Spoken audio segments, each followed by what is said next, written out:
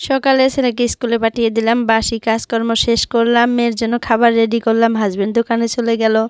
তারপরে সারাদিনের কাজকর্ম আরও ইফতারের জোগাড়পাতি নিয়ে আজকে আশা করতেছি ভালো লাগবে। আর যদি ভালো লাগে প্লিজ একটা লাইক কমেন্ট করবেন। তো hello everyone, welcome back to my channel Nazdin blogs. তো আপনারা কেমন আছেন? আশা করতেছি ভালো আছেন। আলহামদুলিল্লাহ, আপনাদের দোয়া এবং আল্লাহর অশেষ রহমতে আমরাও ভালো আছি।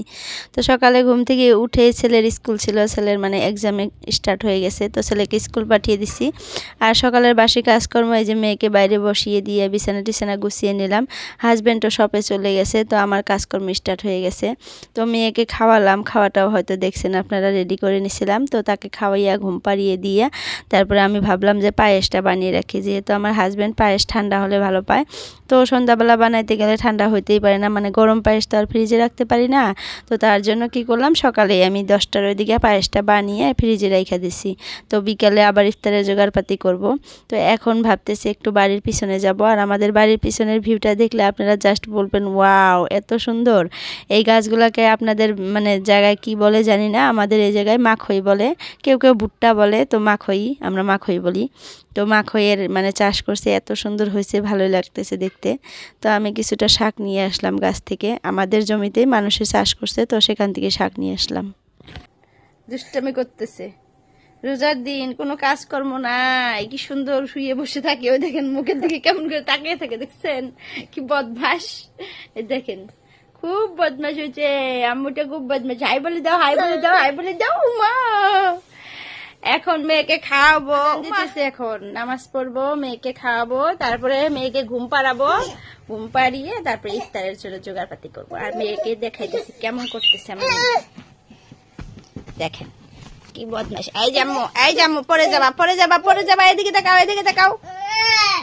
ছেলেটা এখনো স্কুল থেকে আসে নাই, আজ তার এক্সাম, ফার্স্ট এক্সাম ইভিএস। তো কখন আসবে জানি না। আম্মু দাদা কই, দাদা, আম্মু দাদা কই, দাদা, দাদাকে ডাকো। দেখছেন এই যে দরজার দিকে তাকিয়ে আছে, দাদাকে বলছি যে, ভাবতেছে এদিক দিয়ে তো দাদা আসবে। কই দাদা, দাদা কই, আও দাদা নাই, তাকাই আছে। তো এখন মেয়েকে ঘুম পাড়িয়ে নিছি, ঘুম পাড়িয়ে নিয়ে ইফতারের জন্য রান্না বান্না করতে আসলাম। তো আজকে বানাবো বুট, ছোলা বুট বানাইতেছি, এদিকে ছোলা বুটটাও হয়ে গেল। আর দুপুরে যে দেখলেন আপনি শাক নিয়ে আসছি আমি, তো সেই শাকগুলো এখন ভাজি করব, এই যে বসিয়ে দিছি। আর গাছের একদম টাটকা শাক, খাইতে খুবই ভালো লাগবে। আর আমি শাক ভাজি খুবই ভালো পাই। আর আমি কিন্তু ইফতারে না ভাত খাই অল্প, বিরিয়ানি সিরিয়ানি এগুলো খাওয়ার পরেও আমার ভালো লাগে না, কেমন জানি ভাত না খাইলে ভালো লাগে না। তো যার জন্য আমি একটু করে সবজি টবজি বানিয়ে নেই। আপনারা হয়তো ভাববেন যে ইফতারের টাইমে আবার সবজি কেন বানাই, তো যার জন্য আমি সবজি বানাই, আমি অল্প করে ভাত খাই। আগের থেকে আমার অভ্যাস, একদম ছোটোবেলার থেকেই। যদি রোজা রাখতাম, তো রোজা রাখার পর আমি সন্ধ্যাবেলা যত কিছুই খাই একটু হলেও ভাত খাবো, তো সেই অভ্যাসটা এখনও আছে, তো ভাত খাই। তো এখানে বুটের ডাল বসিয়ে দিলাম। আর আমি ছোটো থাকাতে রোজা থাকতাম, জানেন কিসের জন্য? ওই যে কাজ করা লাগতো, যে আমি রোজা থাকতাম, আমার মা যদি রোজা থাকতাম তো কাজ দিত না, একটু বলতো যে রোজা আছে, শরীরটা খারাপ, তো কাজ করতে দিত না। সেই ভয়ে, কাজের ভয়ে আমি রোজা রাখতাম। আর যদি রোজা না রাখতাম, আমার মা না বলতো তুমি না রোজা নাই, এই কাজটা একটু করো না।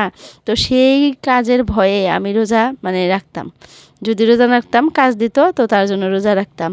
তখন দেখেন কাজের ভয়ে আমি রোজা রাখতাম। আর এখন কাজও করি আবার রোজাও রাখি, তাই না? আমাদের মেয়েদের জীবন কিভাবে যে চেঞ্জ হয়, একটা টাইমের সাথে, সময়ের সাথে আমরা মিলিয়ে যাই, তাই না?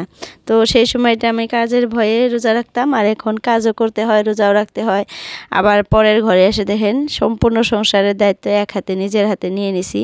সম্পূর্ণ সংসারের কাজকর্ম একা হাতে করি, তারপরে আবার রোজাও রাখি, বেবিও সামলাই, কত কিছু করতে পারি এখন, না ভাবলেই অবাক লাগে। আমরা মেয়েরা শ্বশুর বাড়িতে আসি, যতটুকু কাজ করি তার 1% কাজ যদি বাবার বাসায় থেকে মার হেল্প করতাম, মা যে কত ভালোবাসতো সেটা আর কি বলবো, এখন বুঝতে পারি। বাট এখনও যদি আমি বাড়িতে যাই, সেরকম কাজকর্ম কিন্তু কিছুই করি না, ভালো লাগে না। বাড়িতে গেলে এমন আলসিয়া হয়ে যায়, টাইমের খাওয়া টাইমে খাই না, গা পাও ধুইতে ইচ্ছা করে না, একদম শুয়ে বসে সারাটা দিন চলে যায়।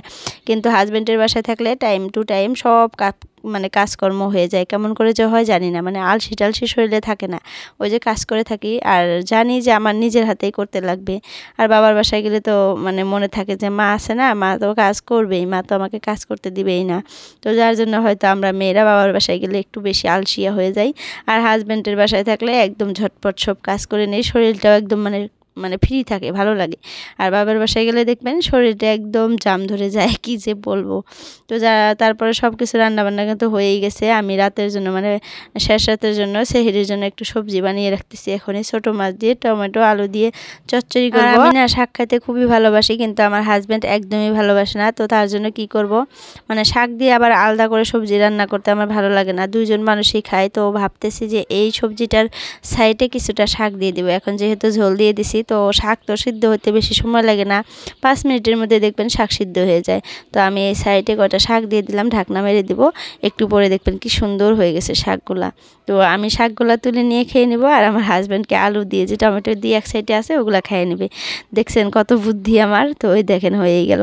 তো ইফতারের জোগাড়পাতি করে নিছি, রান্নাবান্না কমপ্লিট। ইফতারের জন্য আজকে বুট, তারপরে ডাল, বুটের ডাল, বিরিয়ানি, খেজুর, একটু ফ্রুট কাটছি, তরমুজ, আর ফ্রুটগুলো ফ্রিজেই আছে, বাড়ি করি নাই, দেখাইতে ভুলে গেছি। তো এতটুকুই রান্নাবান্না আজকে। যদি ভিডিওটা ভালো লাগে প্লিজ লাইক কমেন্ট শেয়ার করবেন, আর সবাই সুস্থ থাকবেন, ভালো থাকবেন। তো বাই বাই, আল্লাহ হাফিজ।